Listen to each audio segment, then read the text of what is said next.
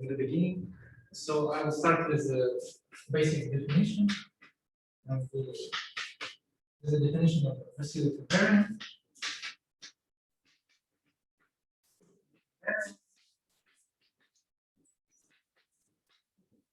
The function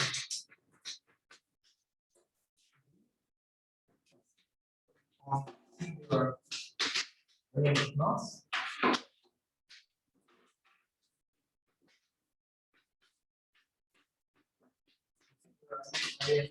That satisfies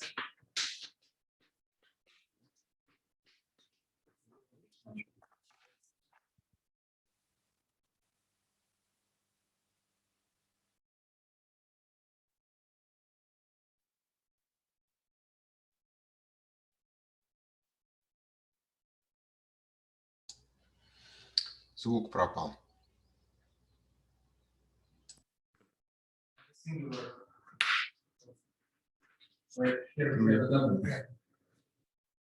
Сейчас, ну а сейчас звук вам нормально? Сейчас нормальный звук? Сейчас слышно? Или лучше с петлички все-таки? Ну, тут можно так оставить, и будет слышно и Сергея Константиновича, и докладчика, если вас устраивает качество. А можно, чтобы докладчик что-нибудь сказал? Да. Нет, с петличкой очень плохо, честно говоря. Не, ну сейчас звук не с петлички идет, сейчас звук с камеры идет, потому что меня сильнее слышно, правильно? Да, вас отлично слышно. Потому что я рядом с камерой. Ну давайте тогда сейчас петличку починим. Громче говорить. Ну вот так вроде слышно было. Так вроде слышно. Значит, на всякий случай аккумулятор, если там все. Хорошо. Даже поправим возьмется. Оля, ты включал там? Я не уверен.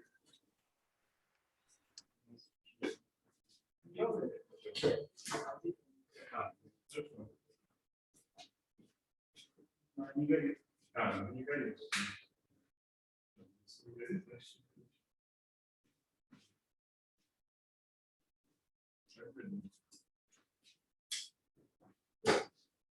Okay.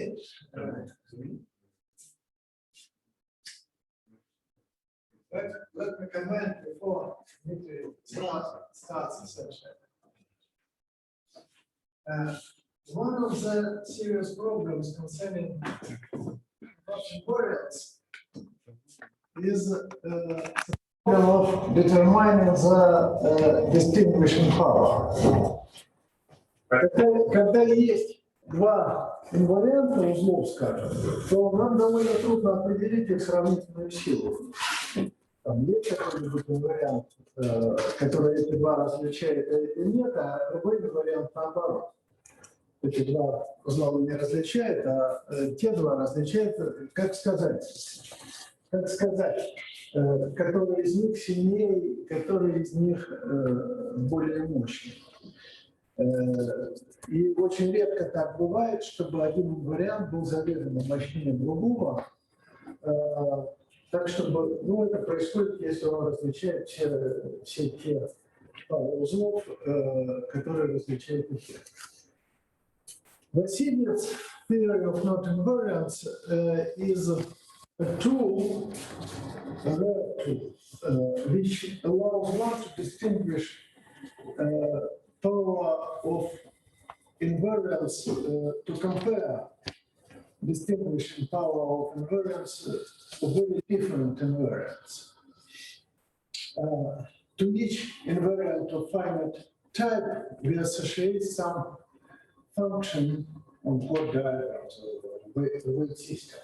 And if the image of this weight system is bigger for one invariant, for one finite type invariant than for the other, then we can say that the first invariant is more powerful than the second one, independently on whether they it's difficult to say whether to distinguish more knots or more pairs of knots or less pairs of nodes, but we can compare the power of invariance on a very strict. Yes, so and this looks similar to the derivative, and we will see many similarities between this difference operator on nodes and the unusual polynomials that we all know. And when we have such invariants that vanish for nodes with big enough number of singularities, then we say that these are invariants of finite type, and a Vasiliev invariant is said to be of order n. At most n, yes.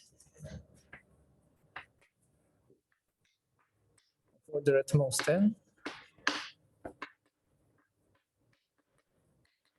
If it vanishes for all nodes with at least n plus 1 singular points.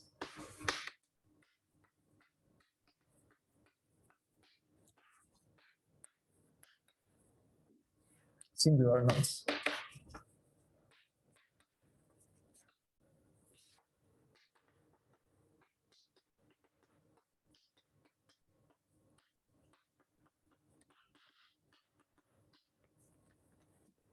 Well, and we say that it is of order n if it's of order at most n, but not of order at most n minus 1.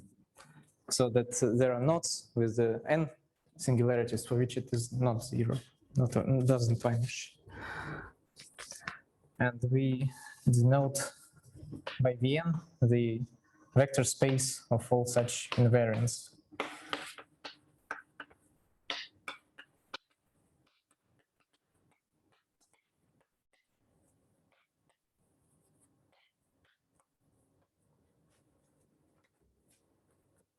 Of course, these vector spaces follow the filtration.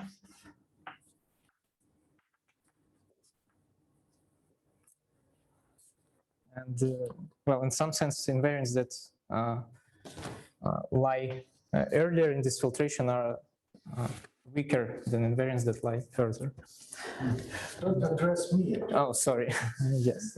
So, and, yes, and let's begin with the basic examples. So for W0, its dimension is 1. And this is because our invariant vanishes for all singular nodes with at least one double point. And by this relation, we see that we can always interchange overcrossing and to undercrossing. And by this swaps, we can always make a knot into a trivial knot.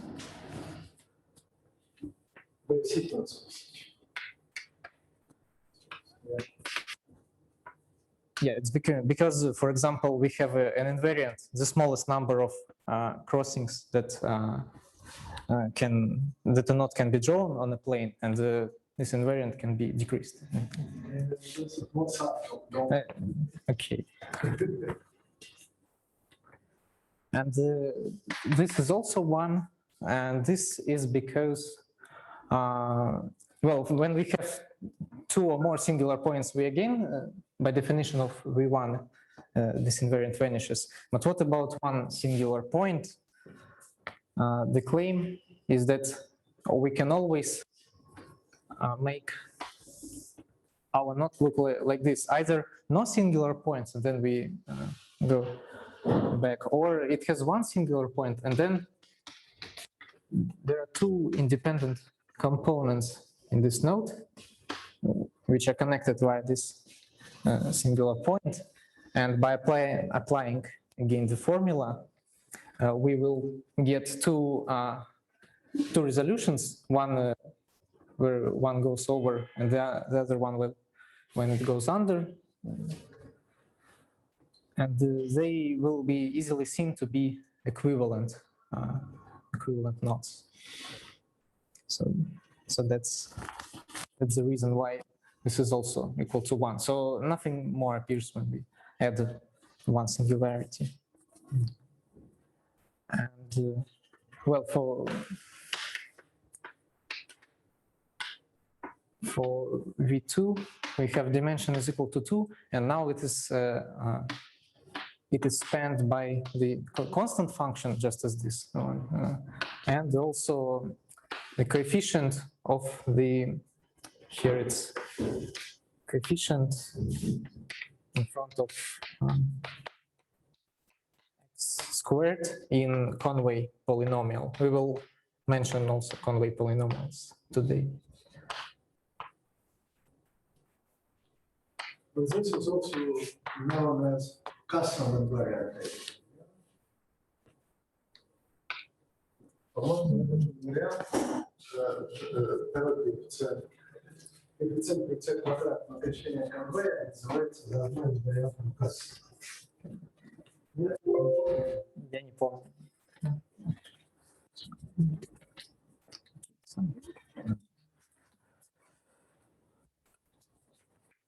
In fact, we can, let's just look at the Conway polynomial. It is defined as follows. We again consider similar difference, but now we say that it is equal to,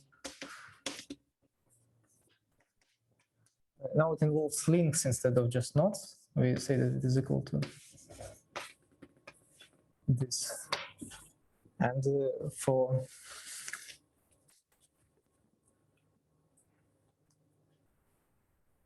some initial. yes, so for trivial link, I think it's wait x times x. I forgot the multiplication lines. I think for this is equal to 1. In spite of the visible similarity of these two pictures, they are very different from one another. Это две картинки очень похожи друг на друга. На самом деле они очень сильной степени разные. Потому что вот эта картинка трехмерная, this picture three-dimensional, and we do not have any plane projection in this. Just take a ball in the free space that bounds two parts of a node, and then we rewrite, we transform a node inside this three-dimensional ball. In the case of Conway polynomial, we take a plane projection.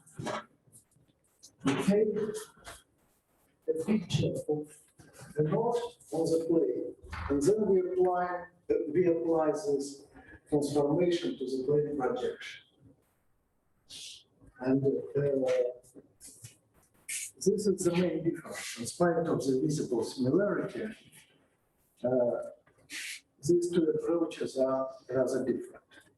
Yes, and we see that by a definition, we have that this is how a Vasiliev invariant is defined on how Conway polynomial is evaluated at singular nodes. So this will be Conway polynomial on a singular node, and we see that there is a multiplication by x, and one can prove that if there will be n singular points, then the value of Conway polynomial will begin with x to the power n, and at least with x to the power n, and therefore its coefficients, they are finite coefficients in front of some fixed power of x are finite type invariants because they vanish as soon as we have many singular points. So by our definition of finite type invariants.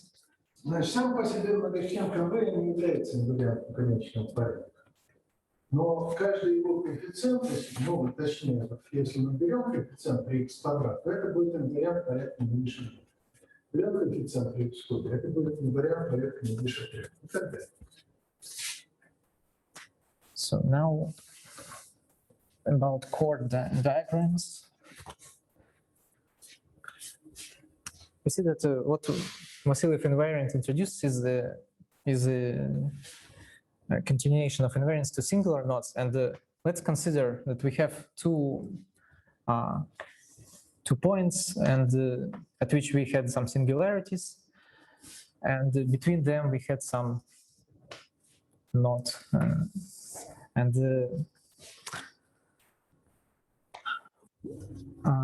suppose that it had so we've taken some singular knot with singular knots with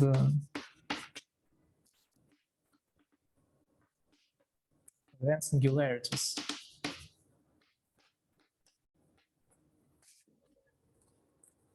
And we have taken some Vasiliev invariant of order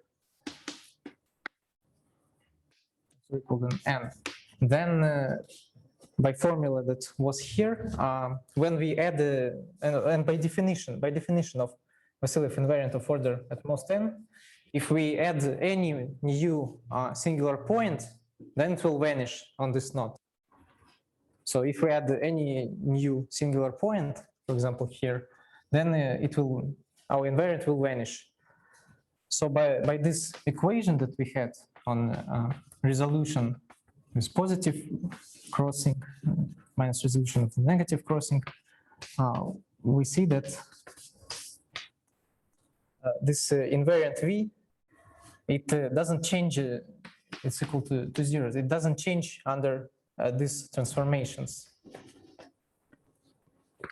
So if we had invariant of order n and we try to evaluate it not with n singular points, then it doesn't change under these transformations. And again, it has big consequences, namely that we can always make this knot into a trivial one. Not a knot, it's not a knot, it's another. We can identify any two singular knots with one and the same chord diagram. Yes. So I want to claim that the only thing that matters is how singular points are located on the knot, and it leads to a definition of a chord diagram. So that's exactly why chord diagrams play such an important role. So we had an embedding of S1 into, not an embedding. Now, when we consider singular knots, it's not strictly embedding. So they have some singular points, and we find which points. So, for example, we go along this knot, along our embedding, we enumerate points, and we see that as we go, when we cross the point, we mark it on a circle, and then when we cross the same one, not with the same label, we draw a chord on a circle. So we end up with some picture like this.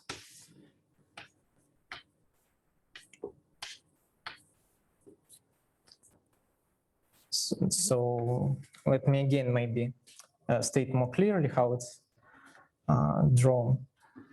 So we had this singular knot,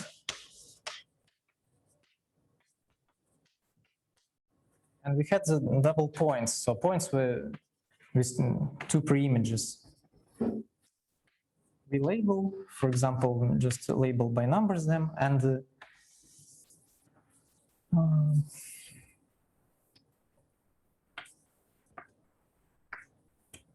then as we go around the circle in this embedding, we draw our points with labels and connect points with the same label. So there will be 2 points with as we go through this knot, there will be we 2 times meet point with label 1, 2 times meet point with label 2. Therefore, we have a picture like this. So, and the chord diagrams, well, they also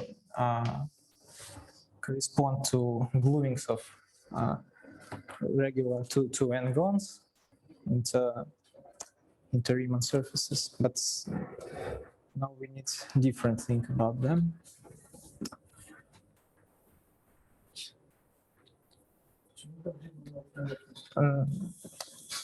Ну, в смысле, что можно сказать, что это правильный многогранник, у которого склеили многоугольник. Да, который склеили в стороны. Ну, они не обязательно ориентируют. Да. Сейчас наверное, поверхность можно склеить, а она совершенно не видно.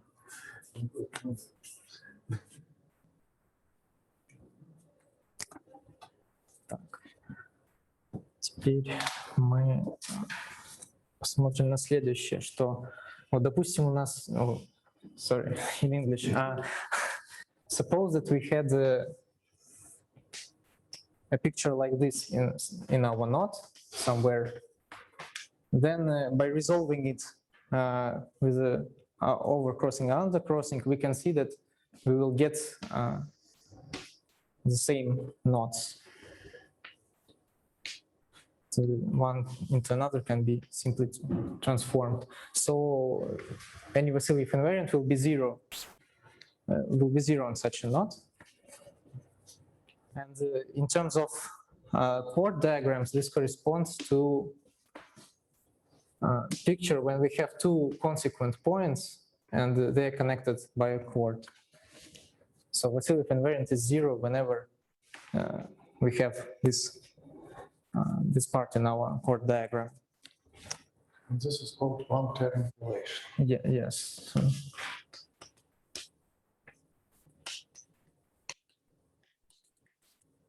And now about four-term relation.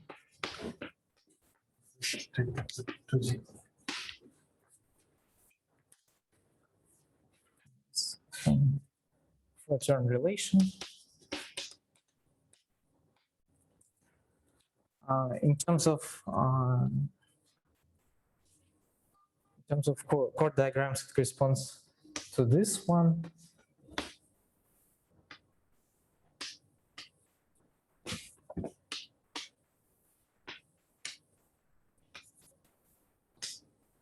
It's unclear. Yes.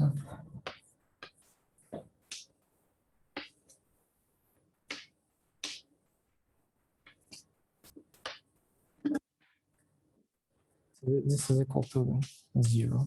Well, a value of Vasiliev invariant is equal to 0. And we can draw the corresponding parts of singular knots that This part that can contain other values. yes.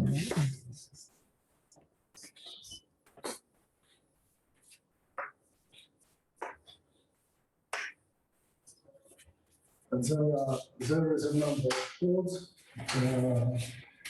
different from the two presented, but which are the same for all the four pictures. Yes. So on these pictures, we always forget about everything else in the knot. Yes, and it follows from the defining relation for Vasiliev invariance, but probably let's not prove it. Not prove it. Yeah. So now, as I mentioned, these chord diagrams, they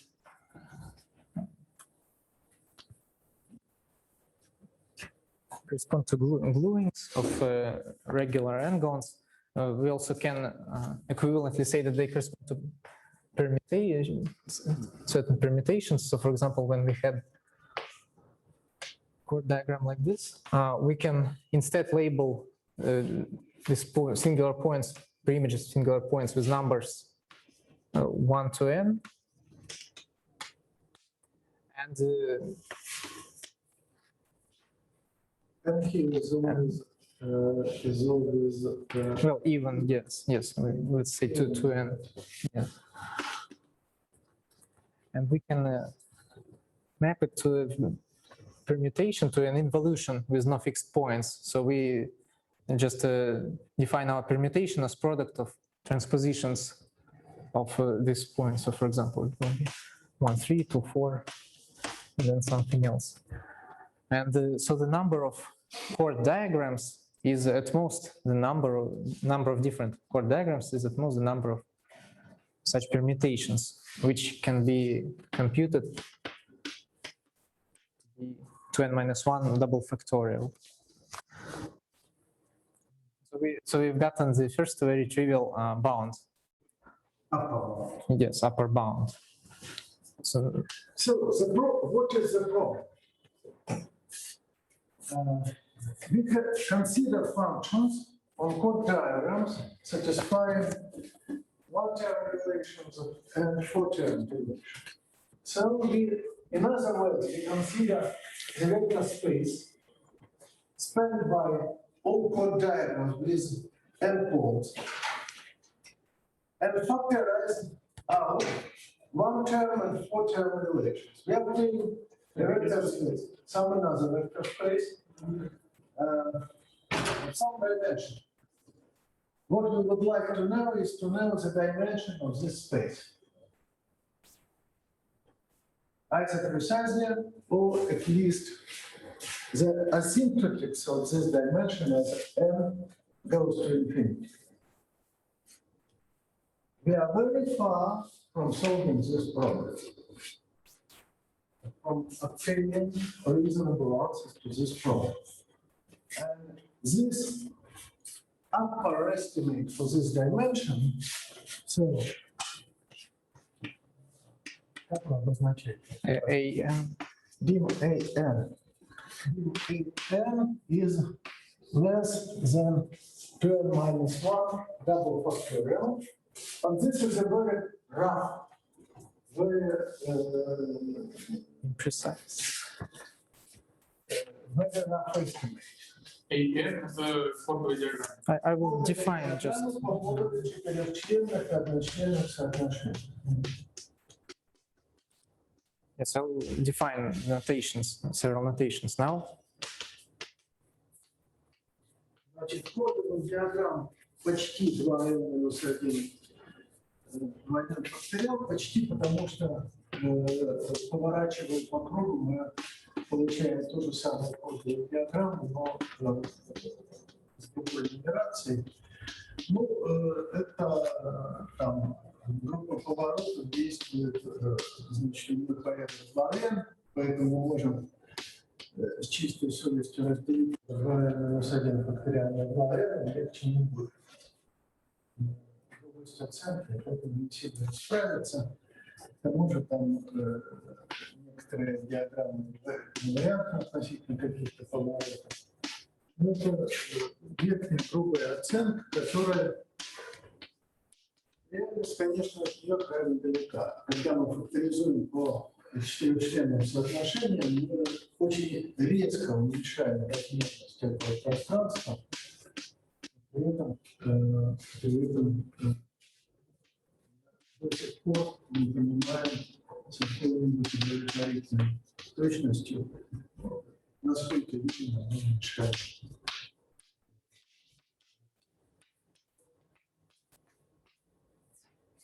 Yeah, so let's make several notations. So Vn is our space of Vasiliev invariants of order at most n. An is a vector space of chord diagrams with at most n chords and with n chords. Modulo one term and four term relation. And Pn, it will be, well, it will be the space of primitive elements.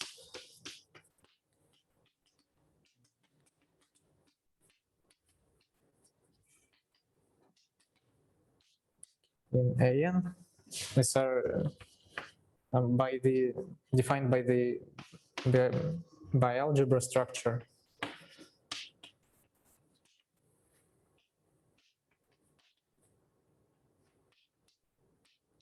On the algebra of all chord diagrams. I didn't mention what this is, but yeah, but we discussed this in detail seminar, and in order to compare what are these vector spaces, we we know that the dimension of AN is the same as the dimension of Vn modulo Vn minus 1. Yes. So Значит, вот эта диаграмма порядка n, в точности до 4 соотношения это пространство. Это в точности пространство. Ну, не оно само, а двойственное к нему, это двойственный фактор пространства. Инварианты Васильева порядка выше n, по модулю инварианты Васильева порядка выше n. So, and also how this and this are related, how Pn is related to everything else. Primitive elements, in a sense, like prime elements. So everything can be written as a multiple. They span the whole algebra. So there is some formal power series equality for the dimensions. So let me write it.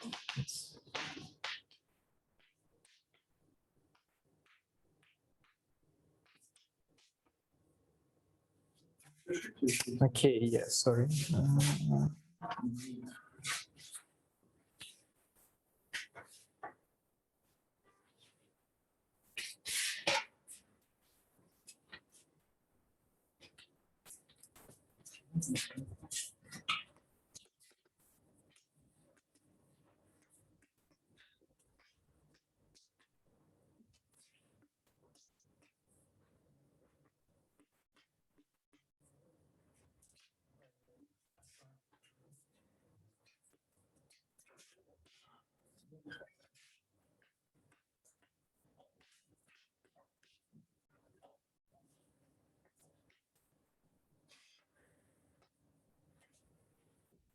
So these are related.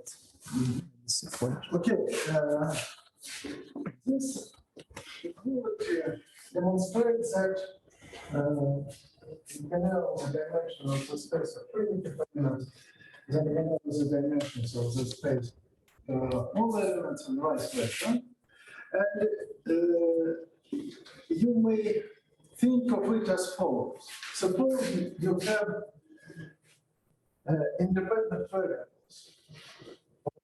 Weight 1, 2, 3, and so on. You have several independent variables of degree 1, several independent variables of degree 3, 2, 3, and so on. And you construct polynomials, homogeneous polynomials, these variables with respect to this weight.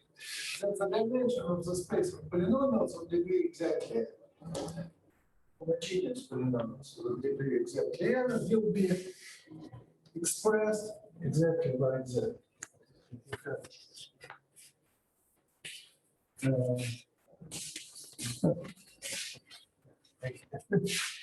You have, say, one variable of degree 1, and 3 variables of degree 2,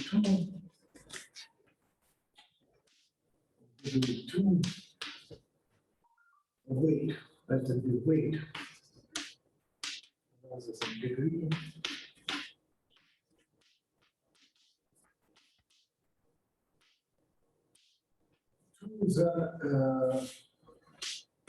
This will be the generating function for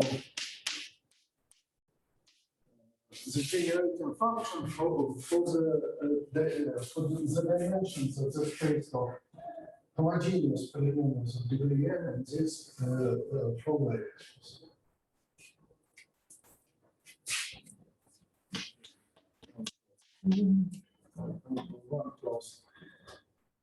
One plus 4 squared plus 7.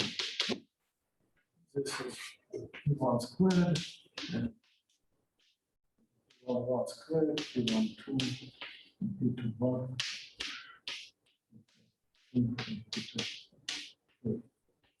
These are of degree 2 and this one is of degree 1. So It is also about the general structure theorem for by algebras that it is under certain conditions it is the same as symmetric algebra and subalgebra of primitive elements. This is a general theorem.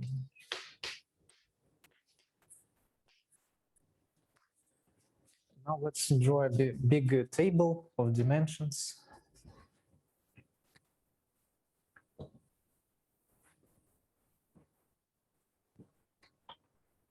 So we have a dimension of Pn, dimension of An, and dimension of Vn.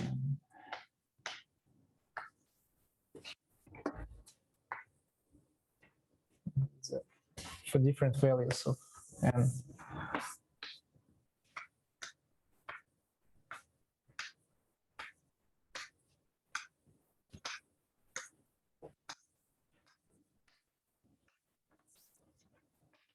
Is, as far as I could find, it is known up to 12, up to n plus 12.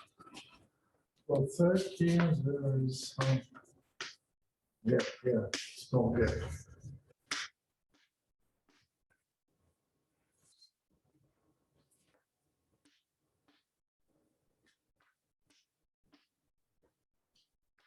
So it could be,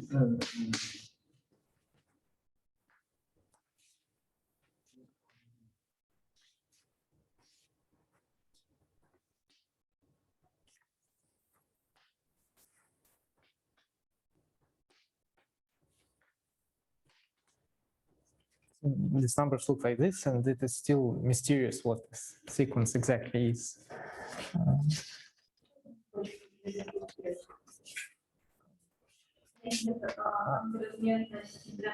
No, it's just some mark on the board.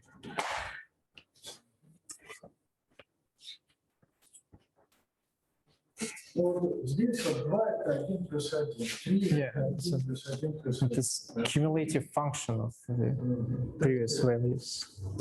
Каждое число здесь это сумма двух чисел, которые одно из которых выше, второй слева. Это сумма всех чисел предыдущих.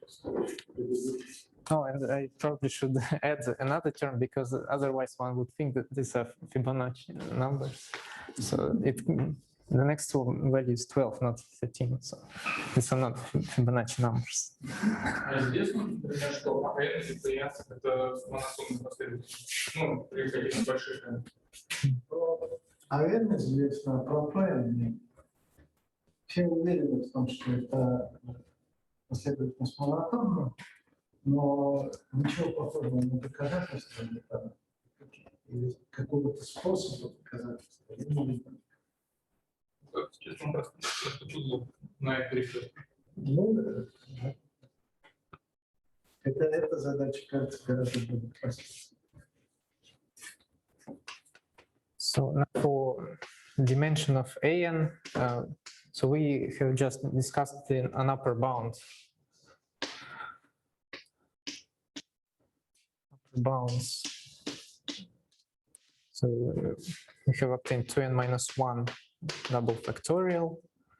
Then it was improved to n minus 1 factorial. Then it was improved to n minus 2 factorial divided by 2. These are now asymptotical bounds, not exact. But one can always make an asymptotic bound into an exact one if puts a constant in front of the function. And the best known right now, at least again, so it's a bit hard to find them because people post under different titles. So not bounds and Vasiliev invariants, but sometimes some other mathematical objects. And so this one is by Don Zagir. And this is 2001.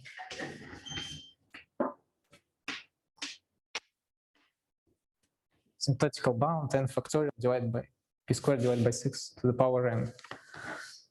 And he obtained it by study of the following generating function not the generative function, just the following function. It's sum of products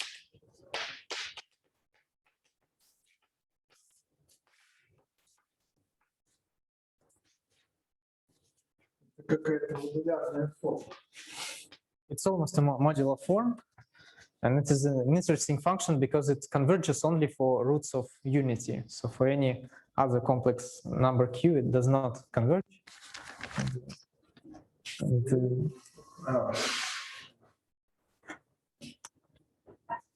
Yeah, so Roots of unity is just finite sum. Yes.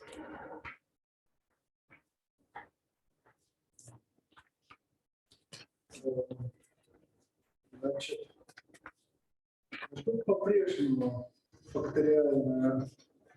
Yes, yes. This is still a factorial upper bound. Also, one would expect that it is some that's exponential. Yeah, let's now also similarly discuss lower bounds, but lower bounds are usually given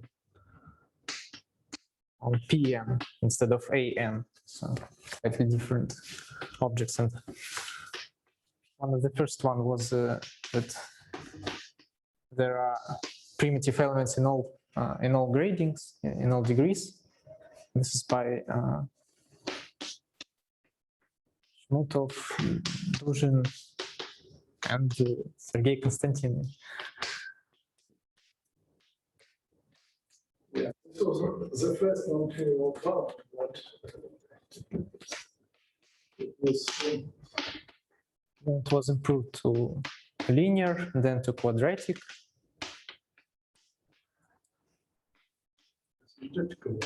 Asymptotically, yes. Then finally to almost exponential. So first it was proven that it's faster than any polynomial, grows faster than any polynomial, but then e to the power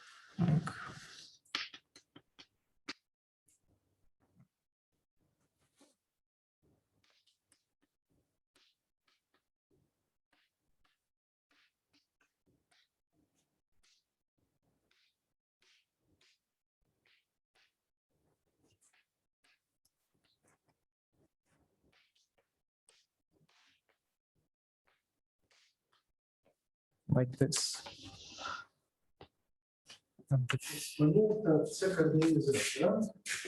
Yes, again, so these are all bounds listed in the introduction to Vasiliev notes invariants by Chmutov and others, and it seems that there was no progress. At least I couldn't find newer results. So this is 1997, so no progress since 2001, and here no progress since 1997.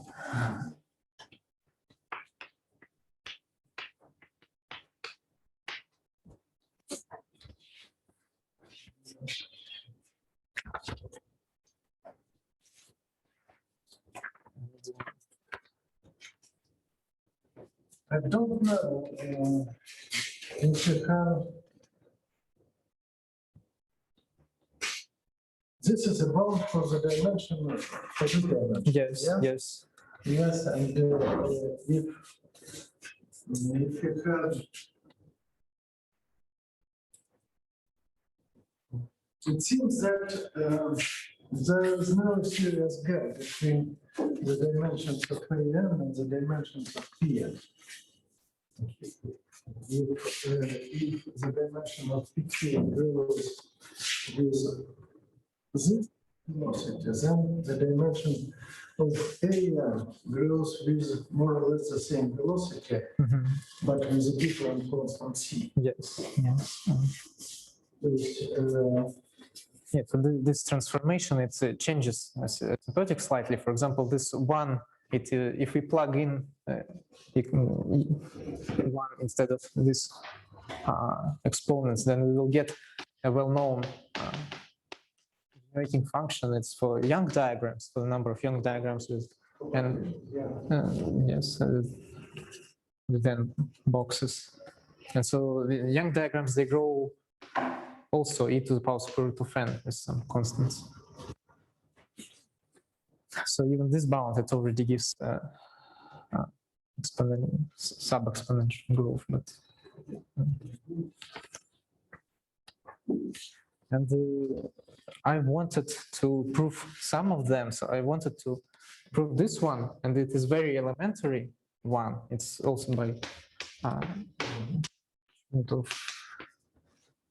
for this one, I wanted first to prove this by Chmutov, but I overestimated my ability to shrink the size of his paper, because it's more than 20 pages. And if this one is elementary, we will see it.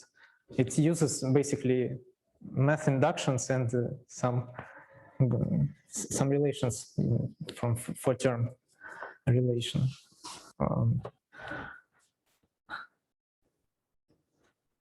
But this one uses much more. It uses weight systems and so on, and baguette diagrams and Chinese character diagrams. So yes, because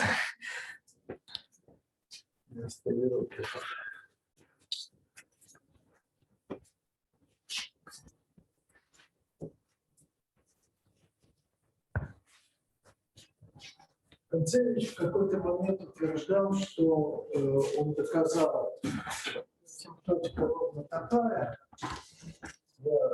что существует константа центра, которая асимптотика ровно такая, но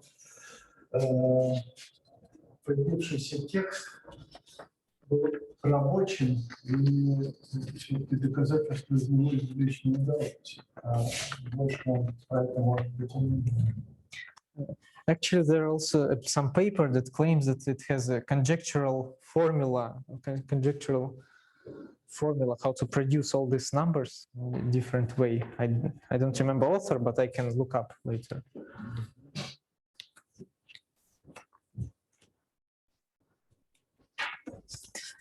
So bound. В общем, изначально look at the beginning of the sequence. The sequence doesn't grow very rapidly. The sequence, but as you have seen, as I mentioned already, we do not know whether it indeed grows.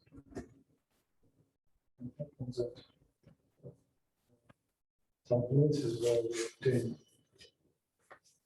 less independent independence than in the previous dimension.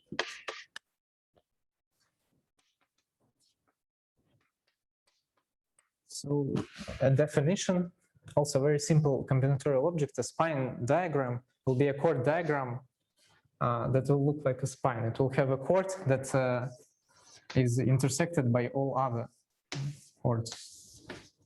So this chord and everything else intersects.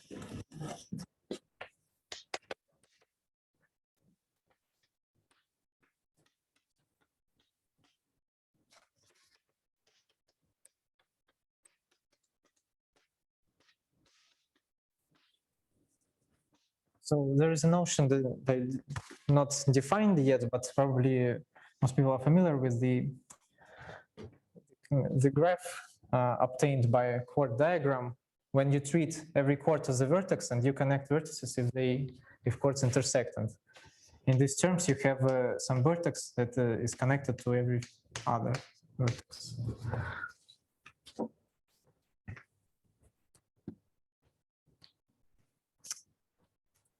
Yes, and a theorem that we will try to prove, maybe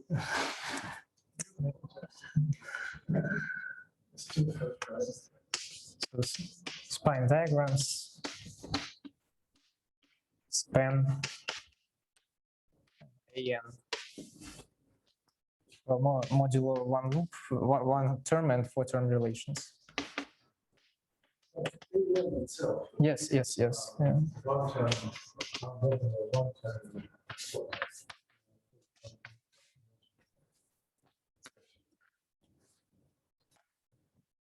Yes, and the proof. We will make many inductions by some parameters, and in the end, everything will be very elementary. We will end up with very simple combinatorial objects. First, it's One small remark.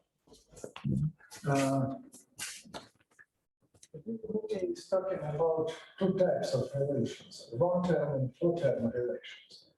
While usually we consider weight system just functions on four diagram satisfying only four-term relations, not talking about one-terms. One-term blocks. The difference is very mild, in fact. If you allow only four-term relations, then the difference will be in this part of the table. Modular only four-term relations. We have additional primitive element in dimension 1. If you have one-term relations as well, then 0 is left. And that's no other difference at all. That's why. And I prefer usually to talk about four-term relations only. Those types. So again, simple definitions. In terms of this graph that I mentioned, it would be very easy, but since we haven't defined it, it can be stated another way. So degree of a chord.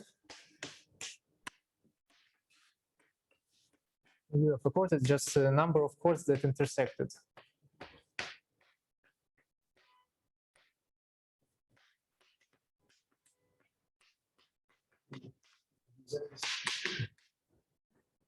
Then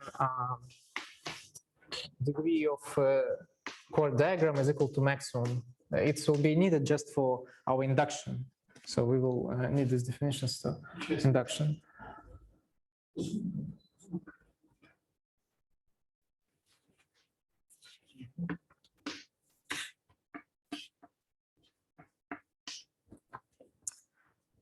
And so we will suppose that we fixed the number of chords, and we will prove how to prove this, that we span everything. We will prove by induction on this degree, decreasing induction, with this degree that everything is spanned by spine diagrams. And so we have induction, and our base of decreasing inductions would be when degree is maximal. So when it is equal to number of chords minus 1. And then it would be just a spine diagram. So it's D is already a spine diagram.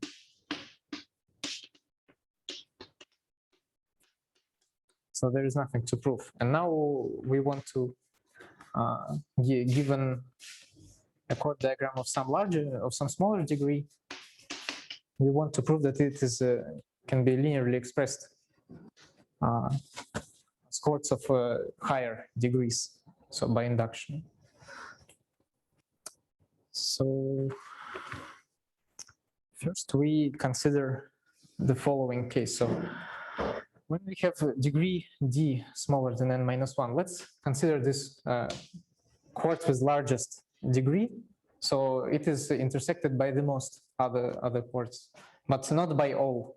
So there might be some chords that do not intersect it, but some others intersected.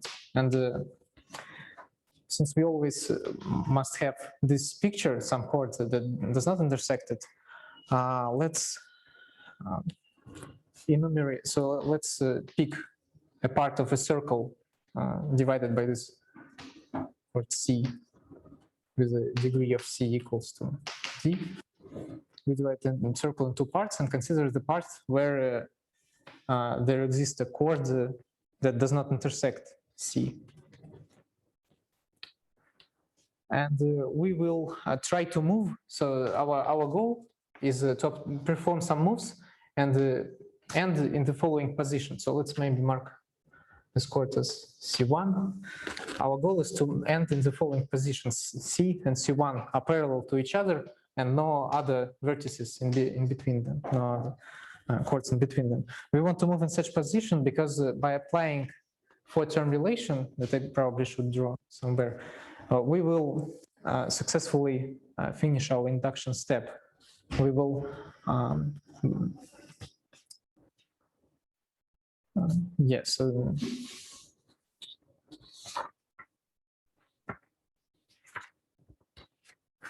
So we will mention it later.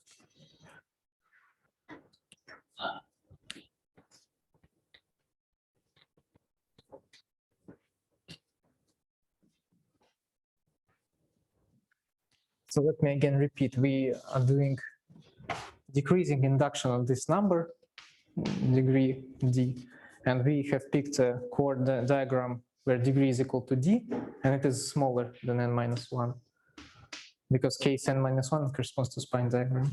And we will be performing moves to this diagram to complete our induction step. So first thing is, let's enumerate vertices that we see when we are going through this picture. And let K be the vertex of a first chord that lies completely in this right part. And here it will be K-1.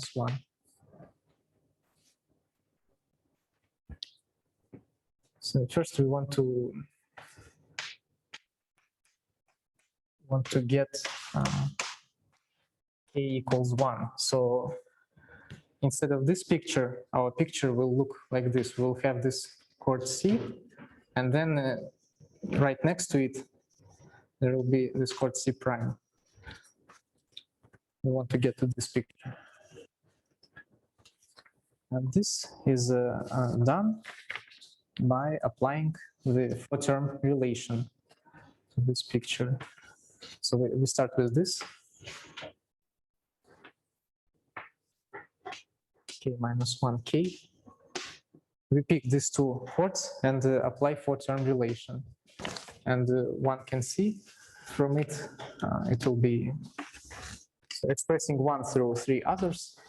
These diagrams will look like this.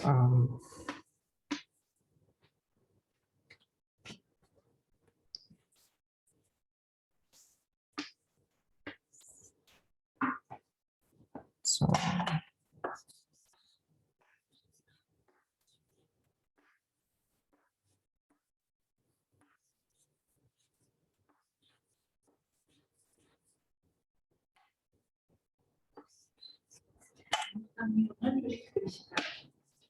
yes, no. It's in chord diagrams you do not consider intersection at one point. You just, the only thing that matters to you is which chords intersect, which don't. So it's triple points and quadruple points. For them, a chord is just a geometric object which illustrates a pair of points on the set. And the only difference with two pairs can be whether they have whether they go along the set in alternating order or they are separated. In this case, the corresponding chords intersect one another. In this case, the chords are not intersecting. And so whether there is a single point of intersection of several chords or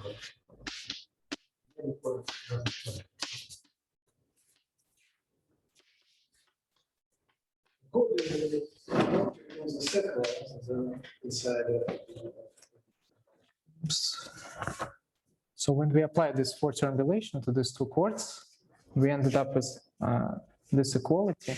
And on the right-hand side, two terms in this equality, they have larger degree, strictly larger degree. Remember, we had this one chord with degree D, and now previously C1 didn't intersect it, but now it intersects. So this is a larger degree. By induction, we can express these two chords in terms of spine diagrams. And so when we forget about them, so when we look modulo spine diagrams, then we have this equality, well, equivalence. And now we have achieved what we wanted, this want to get k equals 1, almost achieved, because we have shown how to reduce the value of k. It was previously k, and now this chord C1 has the point of chord C1 has the number k minus 1. So we have shown how to increase this, how to decrease this value k. And so by applying this several times, we will get k equals 1. So we'll get a picture like this. So here it's k equals 1. And now, maybe you will allow me to guess what is the view of this upper bound related to the level of this figure. yes. If you have a spine, I never read this paper by Chmutov, so then a spine diagram is the diagram for which any other chord intersect the chosen one. Then this chord separates our circle in two parts, left part and right part. The number in some way, the number in this order, up to n minus 1, yeah? Yes. And the ends of the chord. And on the right, we obtain some permutation of this numbers.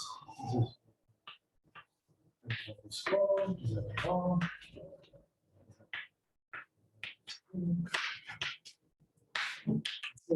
So the number of spine diagrams is at most the number of permutations of n minus 1 elements, which is n minus 1 factorial. Yes, yes. Which yields this upper bound. Is it? Yes, yes. Yeah, exactly. So when we will finish representing any chord diagram as a linear combination of spine diagrams, the final step will be exactly like this. We see that number of spine diagrams is at most n minus 1 factorial. So the dimension is at most spanned by them is at most n minus 1 factorial. So I tried to explain how, so we are doing induction on degree of a chord diagram. And the first step was to move one of the chords closer to C. And remember that our final goal is to move like this and then apply for term relation. It will end somehow it easily. It will end with some picture like this, in which in two cases we will again improve, we will get larger degree because these two chords didn't intersect, but now we again intersect C. So in two cases we will intersect C, and in another case we will, the only time we use the one-term relation. This diagram will be covered by one-term relation. It will be 0, just 0. So our goal is to end with this position now, and then everything will be proven. But it is it will introduce more inductions. So we will first what separates us from our goal is several points here, and there are some chords that might intersect our chord or do not or not intersect. For example, like this, maybe also like this. So all they separate us from our goal of finishing with this diagram. And the way we will eliminate all of them is we will do induction on two parameters. So first, we had this chord C1. Those that intersected, we will call their points bounds. That's how Chmutov calls it. Unfortunately, I don't know the exact reason. And all other points that come from chords that do not intersect C1, they will be called losers. Not losers, but lose. So it will be these points. And he performs induction. So now we again start induction on a pair L and B, and L is equal to number of loose points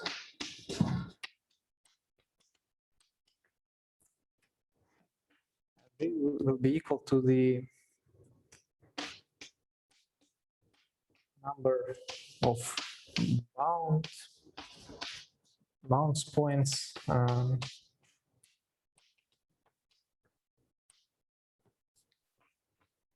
between C1 and the first loose point.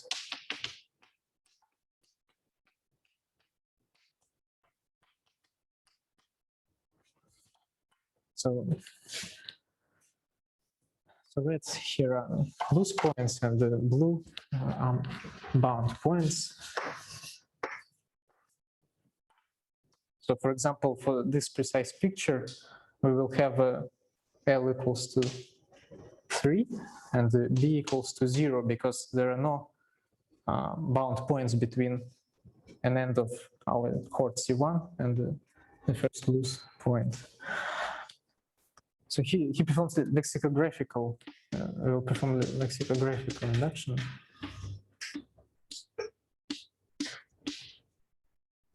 Induction on this pair LB, which lexicographical order means that we first compare by first coordinate and then compare by second coordinate. And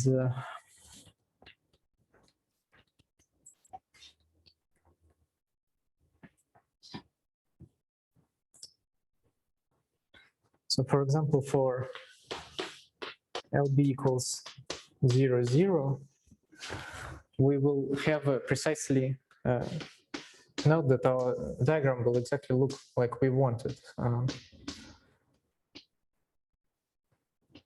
CC1. So we will have 0 loose points and no bound points. Yes. So this is what we want to get. So now we are doing a decreasing decreasing induction. Increasing induction. We have done the decreasing by our parameter. Now we increase starting from this one.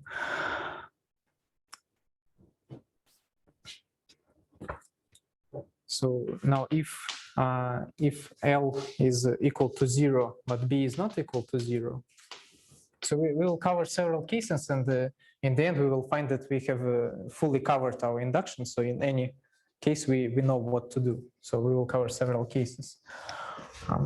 If L is equal to 0 but B is not equal to 0, let's look how our diagrams looks like. So we have C, we have C1. The number of loose points is 0, but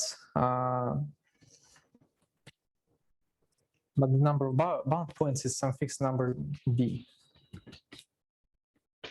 I guess maybe I missed that. I guess probably he counts bounce points till this one, till this one. Because if we have no loose points, then this definition wouldn't make sense to count till first point. So we have only bound points, and all of them, they are chords that intersect C1. And our move.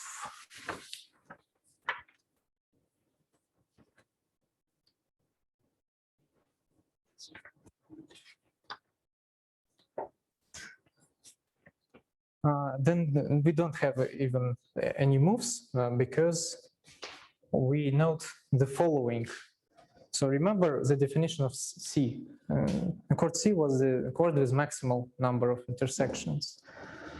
But let's look at chord C1, and we will find that the degree of C1 will be strictly bigger than degree of C, because any line that crosses C, it cannot end here because we have 0 loose points. So it must intersect C1. C1 as well, and with additional. It has additional intersections, so this would be even at least dex C plus this value B. So we don't even need any moves because it contradicts our definition. I mean, we will just by previous induction, the previous of our inductions, we would not need to cover anything more in this case. So, and next case.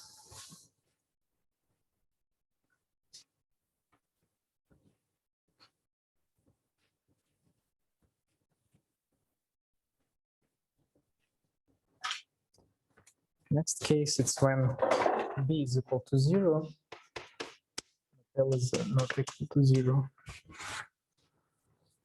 Then it means that we had the following picture: chord C, chord C1, and the first neighbor, already the first neighbor was this point.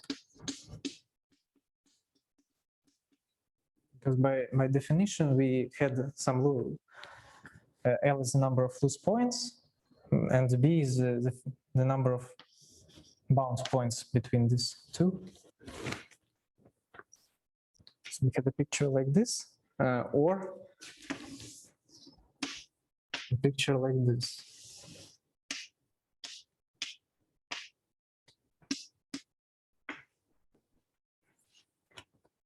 And here it is loose point. And again, by applying four-term relation, although I probably will not write all the details, but it's just single application of four-term relation to these two chords. So in first case, it gives the following picture, C1. So we have improved the value L. So previously we had L loose points, now we have L minus 1. And in this case, by four-term relation, it will be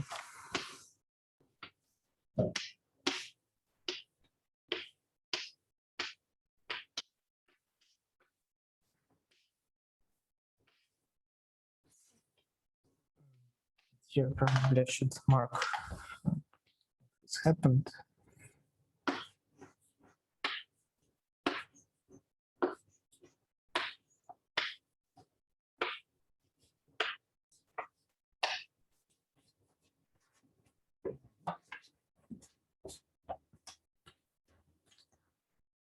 And again, so here it will be L minus 1 loose points. Here it will be plus 1 boundary point, but minus 1 loose point. And here it will be again minus 1 loose points. So by analyzing all diagrams, so we apply just single time four-term relation, we analyze all of the terms, and we magically see that our inductions are designed in such a way that well, and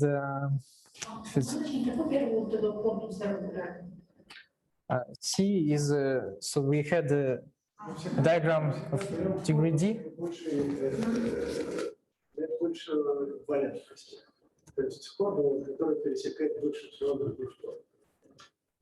Yeah, so it's like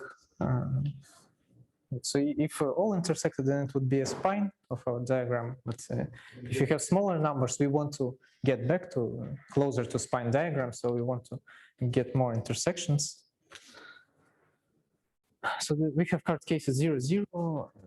In this we finished with what we want. L equals 0, B is non-zero, L equals 0, or B equals 0, L is non-zero. And the final one is that we want to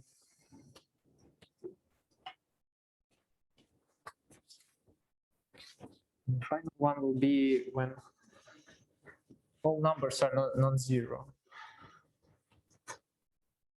But okay, I think we Okay, will yes. stop here. Let me make just a brief comment, one additional comment. When I invented the polynomial relation for graphs, and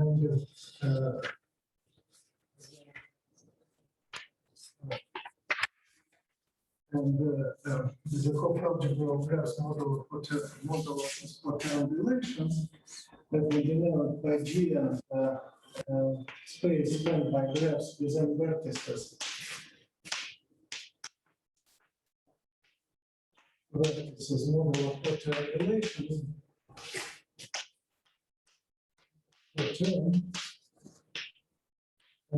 And one of the goals in inventing this was to suggest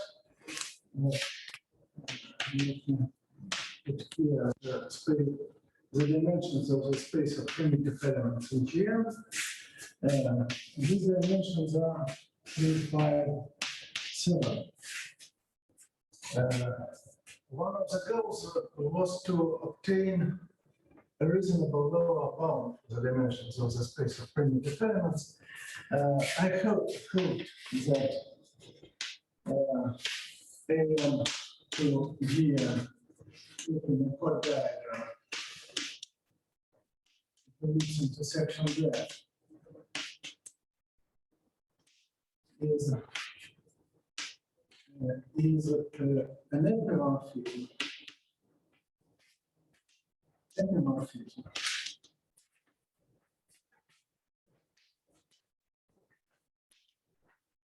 And the second goal was that it would be rather easy to find this sequence of dimensions. None of the goals is not achieved.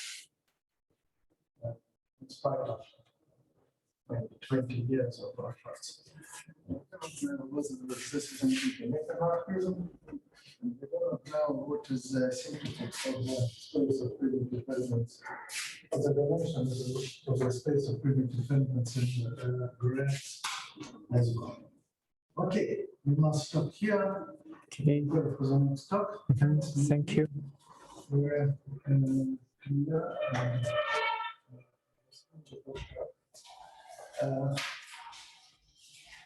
Let's have a break.